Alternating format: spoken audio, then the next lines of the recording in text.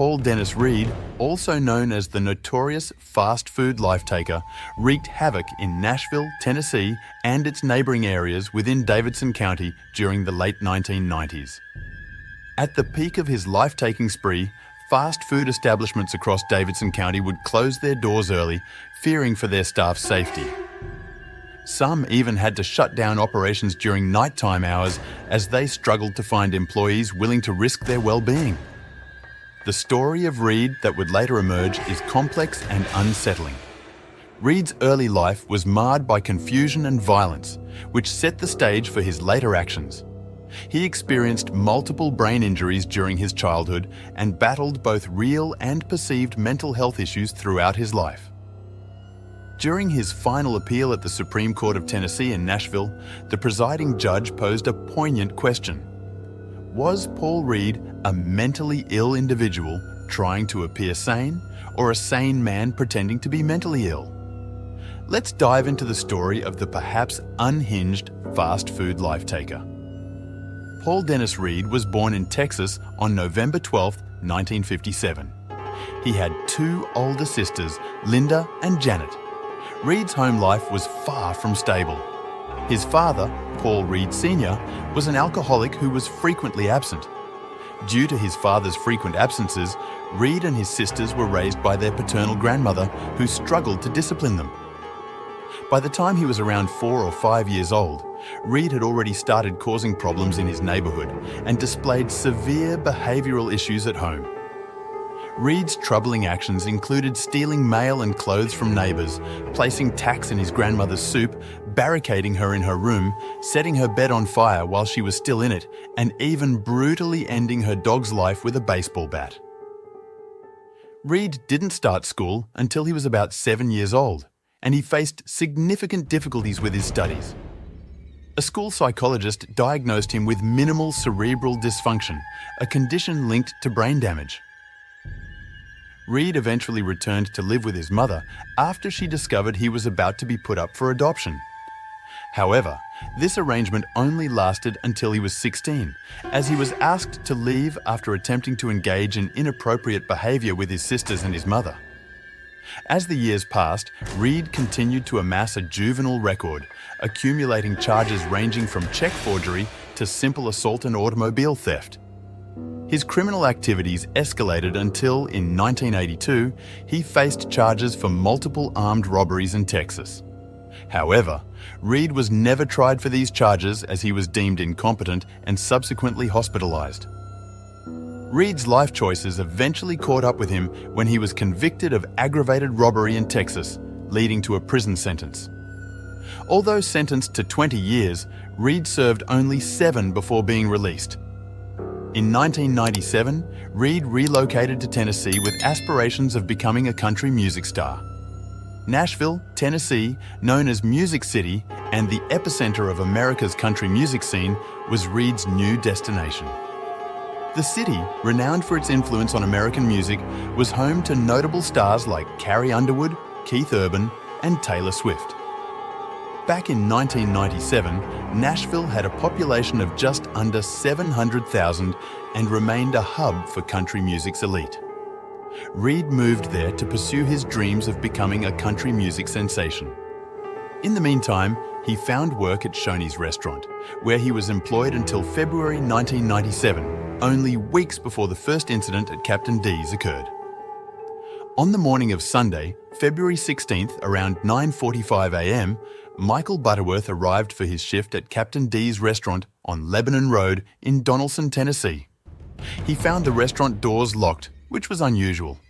Concerned, Michael called the restaurant from a neighboring business, but got a busy signal. When he tried again a few minutes later and received no answer, he suspected something was wrong. Michael then contacted another employee, whose father was a Metro police officer. The officer, Jeff Wells, arrived at the scene and, after the assistant manager unlocked the door, discovered a horrific sight. The lifeless bodies of 25-year-old manager Steve Hampton and 16-year-old Sarah Jackson inside the walk-in cooler, lying face down on the floor. Steve Hampton was a devoted husband and father of 3 young children, the youngest being only 3 years old and the oldest 8 at the time of his passing.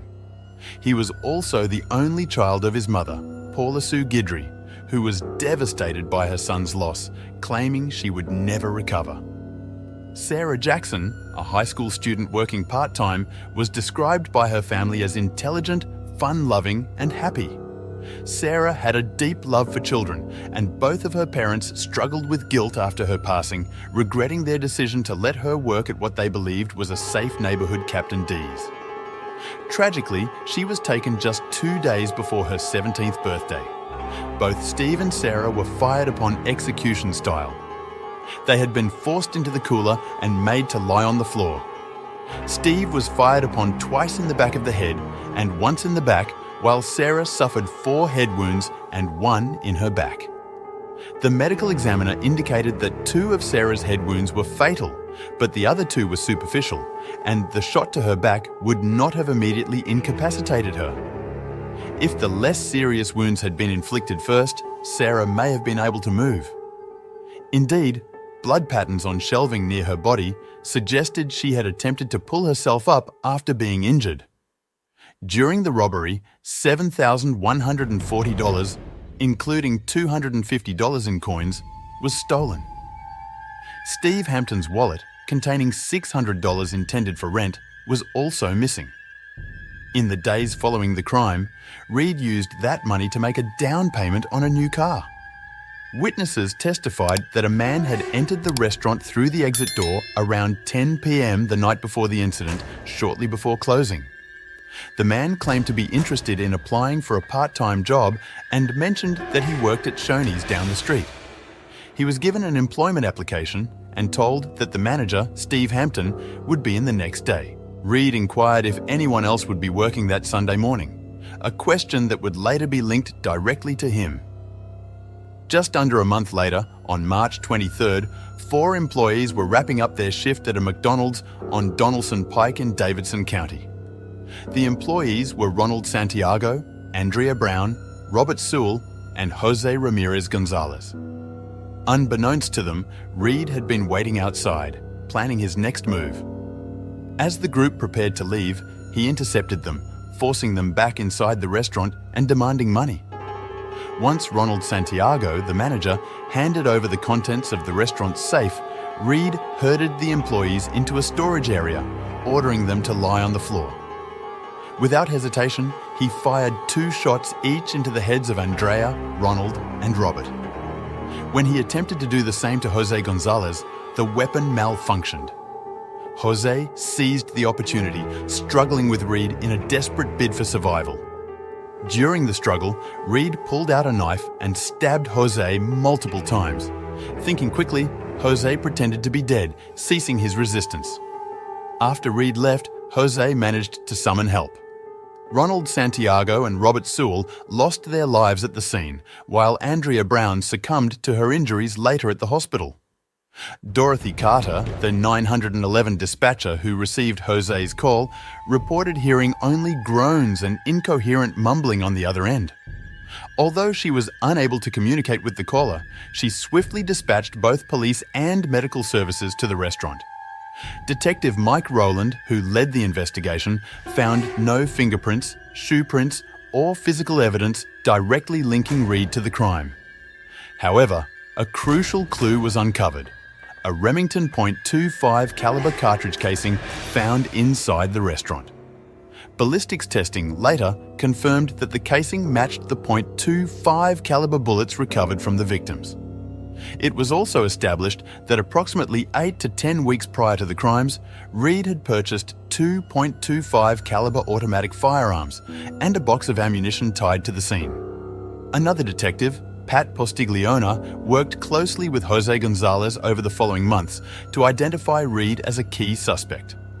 Through sketches and countless photo viewings, the pieces began to fall into place. Despite the ongoing investigation, Reid's reign of terror across Tennessee's fast food establishments was far from over. On the night of April 23rd, Angela Holmes, 21, and Michelle Mace, 16, were on duty at a Baskin-Robbins on Wilma Rudolph Boulevard in Clarksville. The shop typically closed at 10 p.m., so Michelle's brother, Craig Mace, arrived shortly after closing time to pick her up. He noticed Angela's car in the parking lot and the store's lights were still on. Entering through an unlocked door, Craig was met with an eerie silence. There was no sign of anyone inside. Growing concerned, he dialed 911. Upon arrival, officers discovered that the cash register was empty and the office safe had its top removed. Clear signs of a robbery. Additionally, a mop and buckets were found in the customer area and the freezer was left open, indicating that closing procedures had been abruptly interrupted. The following morning, on April 24th, the bodies of Angela Holmes and Michelle Mace were discovered at Dunbar Cave State Natural Area, approximately 3 miles from the Baskin-Robbins. Both women had sustained deep stab wounds to their necks, as well as numerous cuts and abrasions to other parts of their bodies. Tragically, they had both bled to death. Angela Holmes was a mother to an infant daughter who would grow up without knowing her mother. Craig Mace later expressed how his sister's death had left him feeling angry, sad and fearful, and it had completely devastated his father. Dr. Charles Harlan, who performed the autopsies, testified that the fatal wound on Angela Holmes had penetrated to her backbone. In Michelle Mace's case, a compound incision that reached her backbone showed changes in direction, consistent with a sawing motion. Perhaps most distressing, Dr. Harlan revealed that both victims would have taken 5 to 15 minutes to bleed to death and would have been conscious for the majority of that time. Reid became a suspect on June 12th, nearly 2 months after the Baskin-Robbins incident, following his arrest in Cheatham County for allegedly attempting to kidnap a Shoney's restaurant manager. This arrest provided police with Reid's fingerprints and a photograph. Although no fingerprints were found at the Captain D's crime scene, several items belonging to Steve Hampton were discovered the day after the murders, scattered along Ellington Parkway, a major highway in East Nashville.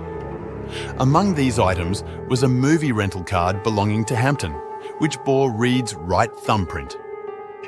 The Captain D's case was the first to be brought to trial, followed by the Baskin-Robbins case and finally, the McDonald's case.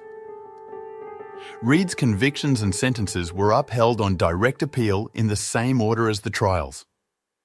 Following the initial conviction, Reid's defence team introduced evidence and expert testimony regarding his mental state.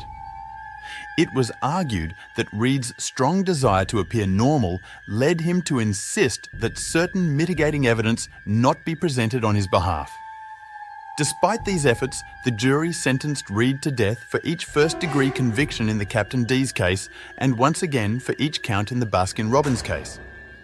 The assistant district attorney who had prosecuted Reid in Texas noted that during the proceedings, Reid would perform antics whenever the jury was present, but would stop as soon as they were out of the courtroom.